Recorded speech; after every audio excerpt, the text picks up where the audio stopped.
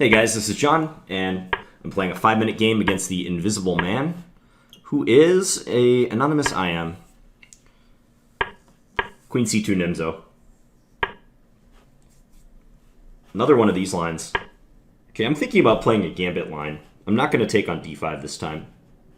I'm going to let him take if he wants, and I'm going to go bishop g5. I don't see too many people playing like this. I think Mamedyarov likes to play this pawn sacrifice from time to time. Okay, he plays c5. That may force me to mind the pawn, if you will. Let's go bishop g5 anyways. See what I can get out of this. He took on d4. Alright, so I'll take back. Now I'm actually threatening queen a4 check. So he has to be mindful of that. I don't know that queen a4 check would be disastrous for him, because he could play knight c6, and after I take his knight, he could insert the move bishop takes c3. So he's not losing if he allows queen a4. Which is probably why he's playing h6 now. If I take, he takes with the queen, though.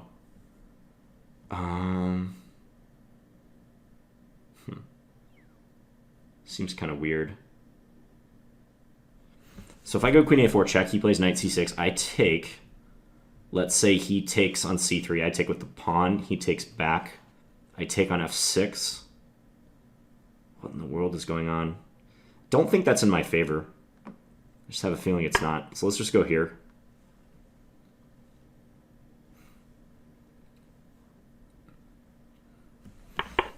He castles. Alright. A3.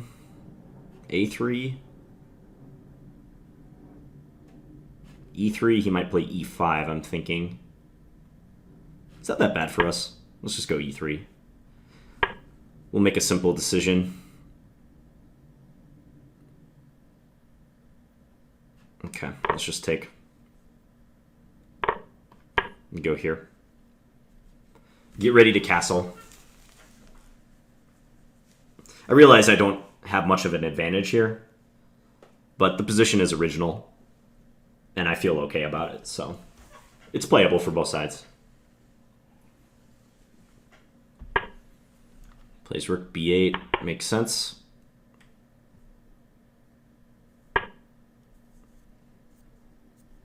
Let's just pin here.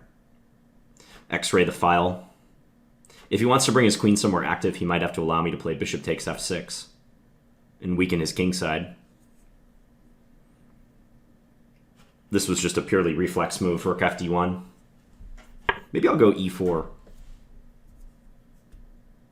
So now, moment of truth, do I take on f6 or not? My position is kind of built up to play this move, so I'll do it. What about now e4? Be interesting. He could possibly just grab a pawn on c4. I'd like to get my knight over to the king side, but that's not easy. What about rook d4? Rook d4 looks good, so I'll just play it. Now I think his king is uncomfortable. He's trying to block me with his pawns. Ooh, I really want to do a sacrifice now. I see a potential sacrifice. Let's take. Now he has to figure out what move order to do, because I'm attacking his bishop here. He should honestly probably take my knight on c3.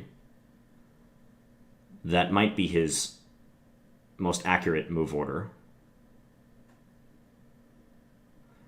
Yeah, probably would be. Take my knight on c3, because this way allows me to take with my knight. And then I might get my wish of being able to bring the knight over to the king side.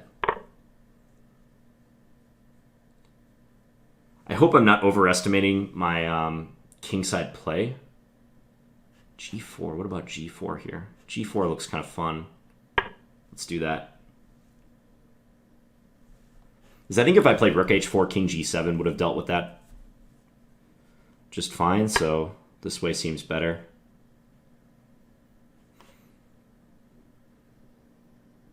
Queen D3, let's just stay active. G4 also solved my back rank issue as well.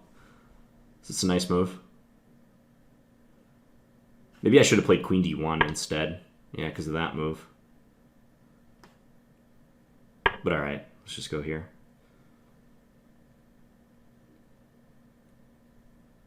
You can play bishop d6, yep. I'm just going to sack the exchange. I didn't have great options with the rook, so I didn't want to have to sack the exchange like this, but it was kind of necessary. Now, he would love to get the queens off the board. That would be the best case scenario for him. So I think he might play queen b5. Otherwise, his kingside is looking very dicey.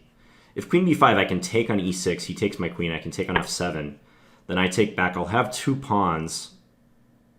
Is that right? 2 pawns? Yeah, I'll have 2 pawns for the exchange. I don't know if I can favorably avoid a queen trade, because he's attacking my b2 pawn as well. I don't quite like that.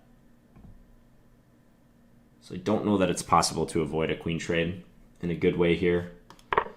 So let's just go for it.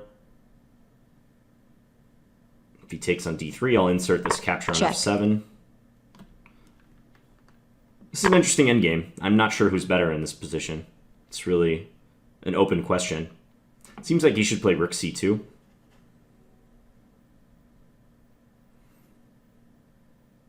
That would be very normal. If he goes rook c2, I'll play rook d1, because I don't want him playing rook d2.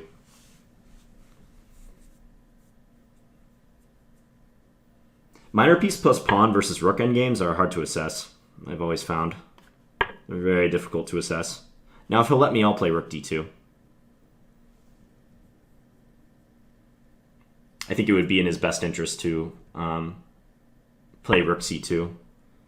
Well, he chooses a more passive move. Okay, now I'll go here just to make sure I don't have to worry about that pawn. Go rook d2.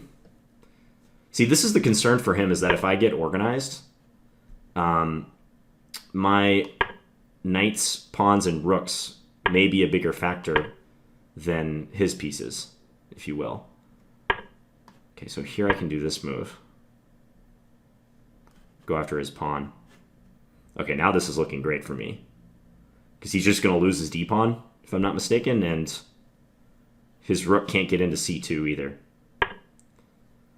Oftentimes when you've sacked an exchange, it's to your benefit to keep the other rook on the board. I mentioned this before in videos, but I feel that's very important. All right, so if I take on d5 with the knight, he might go rook c2 then, is what he's perhaps thinking.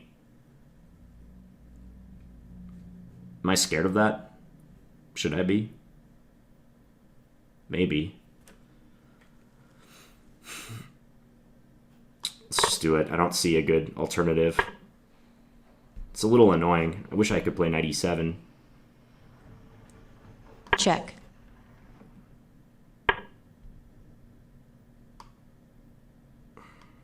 Yeah, it's just a little irritating, because he's going to getting one pair of rooks off the board gives him more counterplay now. Yeah, he gets his king in. It's just harder for me to attack his weaknesses. I'll try to eject his king, or maybe play knight c6.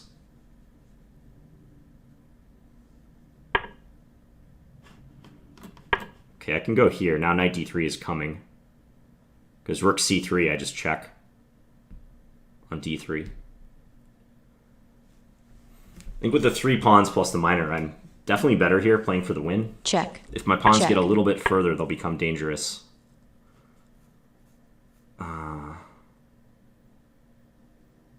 Now, do I keep trying to push my minors or my pawns? Do I hold off a little bit? Let's just do this.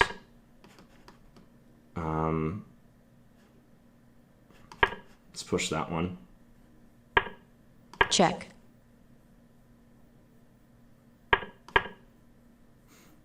Check. I'm gonna go knight c5 next if I'm allowed. Check. Yeah, this is kind of annoying.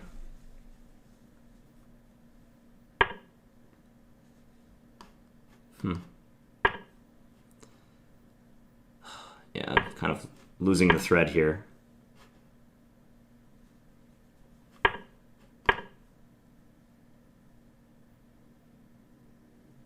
Just losing the thread a little bit. My h-pawn is going to drop. Check. Don't know why he played that move. Time warning.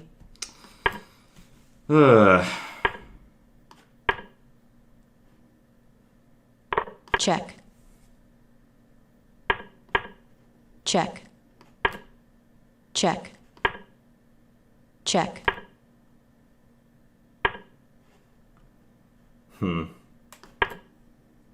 Check. Check.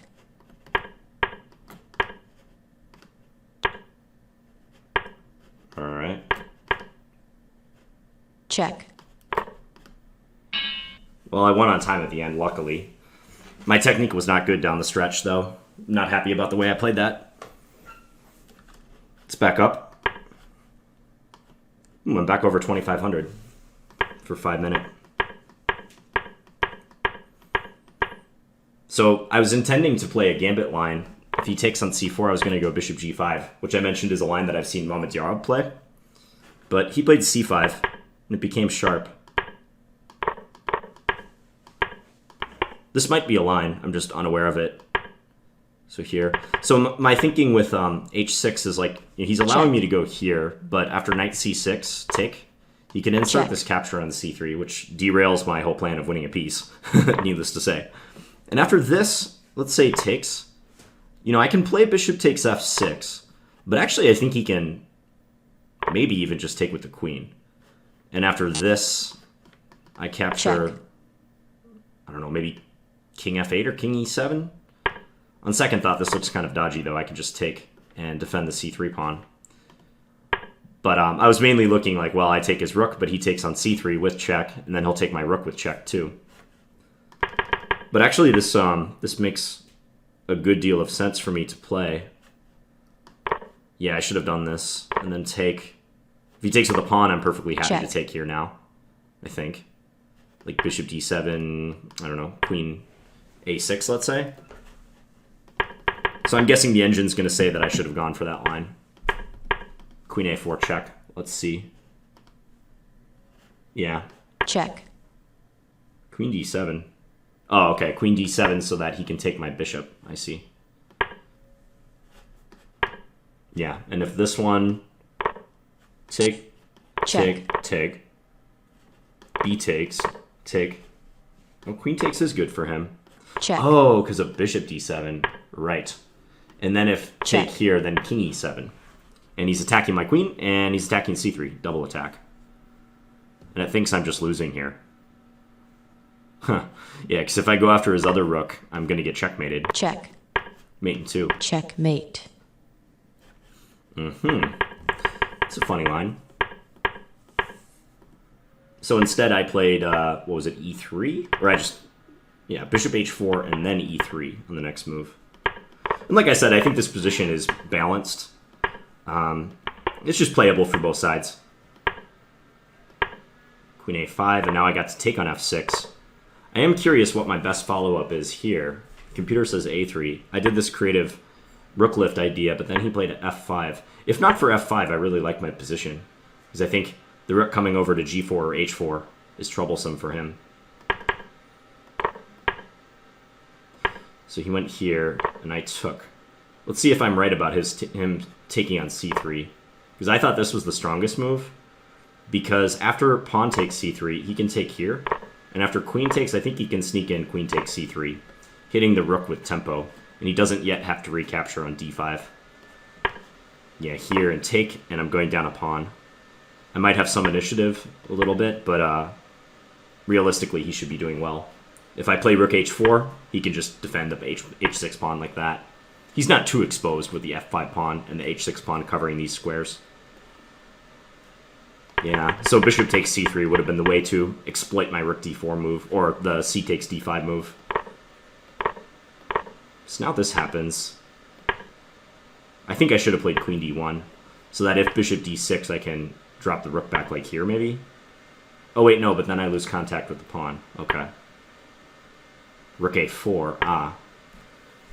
Computer to the rescue. Rook a4 would have been enabled. And then I might have time to take on f5 after he moves his queen. Okay. Let's So queen d3, bishop c5. And here it got interesting because I opted to sacrifice the exchange. I think I have to. Computer says he's better. I really thought he should have played rook c2. And the engine says the same thing. Yeah, rook c2 is like the only disruptive move he can really make right now. And he's threatening rook d2, which would force my knight to move. My knight is the foundation of my position right here because it's holding on to these weak pawns, and it's centralized. So if he can kick that out, he's in business. So I would have played rook d1 to cover that piece. But it appears he's doing okay. d4, that's interesting. Computer says it's okay for him to give up another pawn, just so long as he has activity. So at this point, he's down 3 pawns, but the computer actually, or he's down a point. I have 3 pawns and a knight against his rook. But the computer says his activity makes up for it. That's very interesting. Puts him a full point ahead. Probably because his rook is causing a ruckus on the second rank. My knight really can't move. My pawns are not threatening. So right now, it's important for me to solidify. That's why I said, like, if I needed a couple if I could get in a couple moves to organize my position, I start to like it a lot. Like, he was floundering a little bit around here, I think. Maybe it was never that great for me. Although I felt here I should be better. This is what I did. Check. This was not easy, though. I allowed him a lot of counterplay. Oh, f4 check. Check. Yeah, that would have helped. I just missed that in-between move. He took on d2 and I played the automatic recapture. And then I had to work hard to get these pawns to move. Yeah, f4 check would have been a no-brainer. Good move. Advance these pawns. Because if these pawns can hit, like, let's say the 5th rank in tandem, then he's got some serious stuff to think about. So, yep, looks like that would have been good. Just couldn't find, like, a good way to proceed here. Like, now rook c2 is annoying. Okay, king d2, I could have prevented that. Duh. I didn't see that. I think I let him play rook d2, rook c2. This is really a tough call in time pressure. I wasn't sure how to advance my pawns.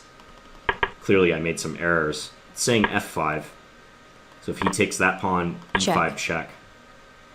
Yeah, that makes more sense. King e7, knight f4. And like I said, once these pawns get to the 5th rank, he can't go sniping pawns at random now.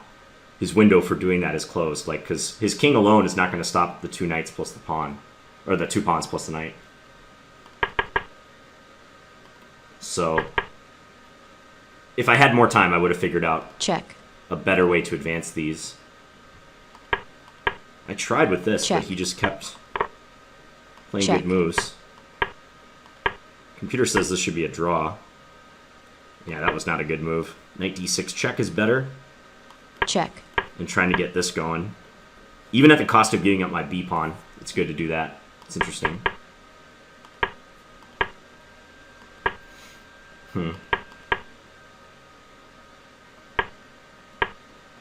Very complicated endgame. And now I should be losing. I'm not surprised by that. And now I'm fine again. Eval's changing like every single move. Knight e4 would have been strong. I assume because after this I can play f5. Try to get the pawn up to f6. Yeah, this would have been winning for me. If he ever sacrifices, my 2 connectors are going to win, because he only has this pass pawn. And I can cope with that. However, if he wins the b pawn, then he has 2 pass pawns on opposite wings. That could trump my center pawns in some cases. Yeah, and time scramble after this. Check. He is winning. He does have to avoid some knight forks and such, though. Not easy in time pressure. Well, now it's a draw again, apparently. Until I play... Oh, no, I must be losing this now. King e4, yeah. So I am losing at this point. Check. Check. And got a fortunate flag. Check. Oh, I'm winning again. Cool. I could have taken his rook. Check. All right, hope you guys enjoyed that one against Invisible Man. So happy to say I'm above 2,500. So yay to 2,500 plus territory in the 5-minute pool. Thanks for watching, guys. I'll be back with a standard game. Bye.